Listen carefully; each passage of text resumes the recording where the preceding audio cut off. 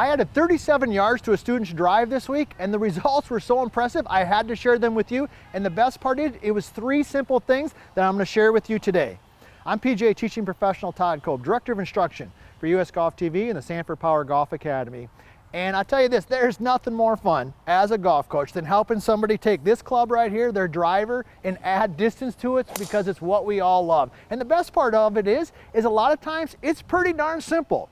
And today I'm going to share with you 3 things: hand position, stance width, and ball position, and how if you get those in the right spot, you also can add 37 yards or maybe even a little bit more to your drives. And if you haven't already, hey, be sure to subscribe to our channel. This is the place for you. If you love golf and you love working on your game, US Golf TV is the place for you. And you know already, if you've been watching any of my videos, I love hearing from you. I love the comments. I love the dialogue. I cannot tell you how much I've learned from you. So please be sure to leave a comment and ring a bell so you know when we get our next videos coming out. So let's dive right into this. Now, the beauty of it is I'm going to do this a little bit different here today.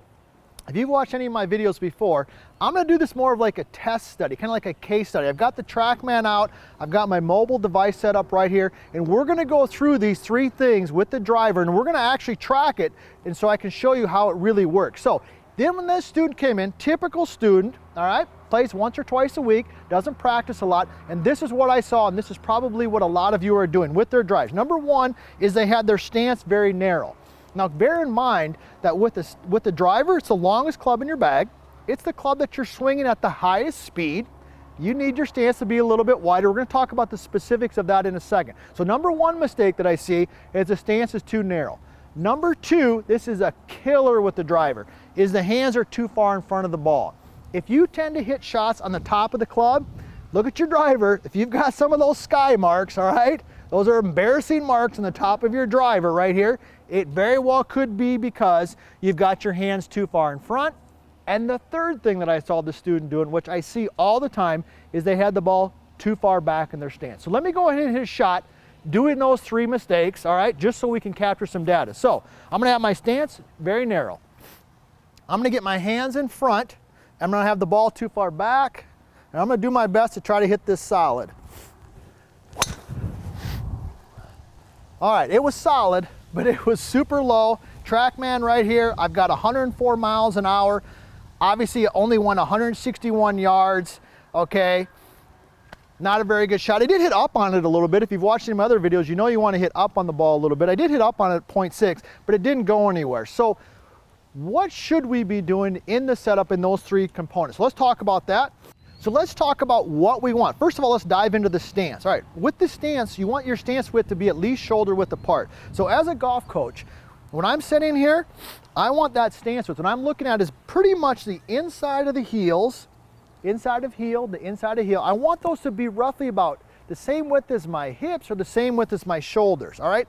I would say this, it's better to have your stance with your driver a little too wide than too narrow. When you're too narrow, okay, you don't have a good base to work off, your balance gets off, just not a lot of good things are gonna happen. So tip number 1 is to make sure that your stance width is at least shoulder width apart. Now let's talk a little bit about, I wanna talk about ball position next, because I think this is one of the easiest ways to change this, all right? And at the end, if you slice your driver, at the end, I do want to give you a quick tip on how to, in essence, fix that slice and help you start drawing the golf ball, but I'll do that in just a second. So ball position, we know this. We want to hit up on the golf ball slightly. So let me go ahead and hit a shot. I'm going to get my good stance width, all right? Okay, but I'm going to have the ball a little too far back in my stance. Notice it's about in the center of my stance right here. And I'm going to go ahead and hit a ball, and we're going to see what type of numbers we get. Okay, now I'm not gonna lie, that was a little bit on the heel, probably wasn't my best swing. Speed was down a little bit, okay. Angle of attack was about 0.4, but my spin rate went to 3,000. Even though that ball was super low, the spin rate, excuse me, went way up. And if you know anything about drivers, you wanna keep that spin rate down a little bit so you get some more roll. So let's tee up another one.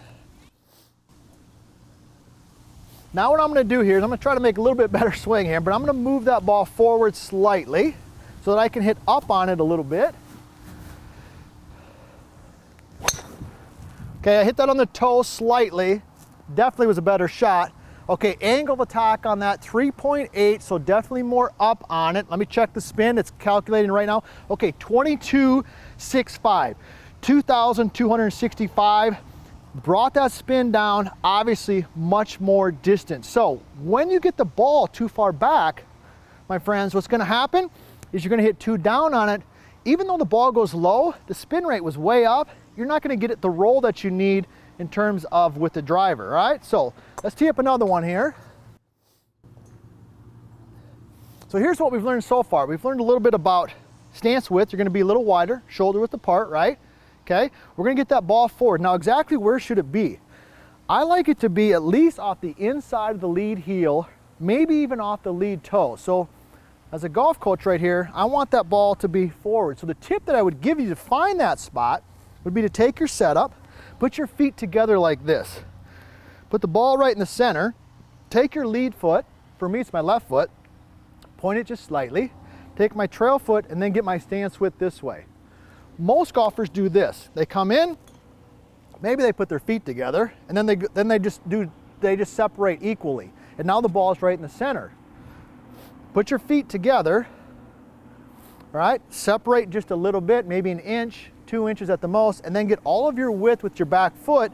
This will get your ball in the right position, all right? And go ahead and hit it. Okay, a little bit of club twirl on that one because I hit that one nice and solid, okay? Once again, 3.8 up angle of attack. That's perfect for me because I don't have a ton of club head speed, so I gotta hit up on it. Spin rate again, 2241. That is perfect for me, all right? Now, I promised you also we're gonna talk about hand position. Let's talk about that and how that can impact the numbers. And then we're gonna talk about slicing. All right, so let's say we got the good stance width, shoulder width, right? We know how to do that. Boom, boom. Okay, we got the ball off the lead toe. Hand position. All right, I see this mistake a lot. They take the butt end of the club and we shove it forward. See this here? So when I get that, even though I've got good stance width, okay, even though I've got the ball in the right spot, but if I get my hands here, let me go ahead and hit a shot. Okay, low bullet. Angle of attack, 0.6, down. 0.6 down because my hands are so far forward, okay? And just no carry at all on that, all right? So where should your hands be? Tee up another one here. I must say my favorite part about doing this tip is I get to hit a lot of drivers. So I love hitting drivers myself too. So as you're set in here, you're gonna take the butt end of the club and instead of it being forward, move it back a little bit. Now maybe not all the way back to your belt buckle, but somewhere between your lead hip and your belt buckle, kind of right in there. So it's in the shaft is in a neutral position. So let me go through my process. There we go. See how I got the shaft nice and neutral? It's not in front. Separate, separate. Okay, go ahead and hit it from there. All right, let's see what we got. Speeds up a little bit because I'm getting more loosened up. 3.8 up. Club path a little bit to the right, spin rate, okay, a little higher on that one, 2,500, but still a great shot for me based on my swing. So those are a couple of 3 things, the stance width, the ball position, and the hand position. Now, I promised you I was gonna tell you how to maybe draw your driver if you're fighting the slice. Let's go through that. Now, if you got some questions or some comments on that, hey, fire those in there. I'll do my best to answer all those questions for you because that's why we're here at US Golf TV is to help you out. And hopefully you've already subscribed, so you can make sure and do that as well. So if you're slicing your driver, all right, here's what we know. If you're slicing your driver, you're more than likely, you're probably swinging the club out to in, across, over the top. There's a lot of different words that we use for that, but it's basically out to in. So here's what you're gonna do with your driver. What I want you to do, you know the setup, we've gone through that, but I want you to take your stance and close it slightly. Yes, close it. Aim a little bit to the right if you're a right-handed golfer. Take your lead hip, bump it a little bit, and then here's the key. Here's the real secret. Take your lead arm and raise it slightly. Okay, now from this position right here, I've got my weight a little bit forward. My hip is over here. My stance is slightly closed. My lead arm is up a little bit. Now from this position, I can hit it from the inside right here. Let me go ahead and hit one. There's my setup. Oh yeah. I'm gonna see that kick that path. Yep, that kicked my path, my in to out. That was 5 degrees in to out. I hit up on it even more, 4.6. Even though my club head speed was the same, that golf ball traveled significantly further. Believe it or not, my spin rate was down just a little bit too. So next time you head to the golf course, here's what you're gonna do.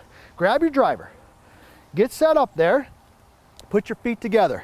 Butt end of the club kind of at the belt buckle or a little bit in front. Separate, separate, shoulder width, close the hip, raise the arm a little bit, swing up on it, and if you do those couple things, you probably will add more than 37 yards to your drives, and more importantly, you're gonna start enjoying this game a little bit more.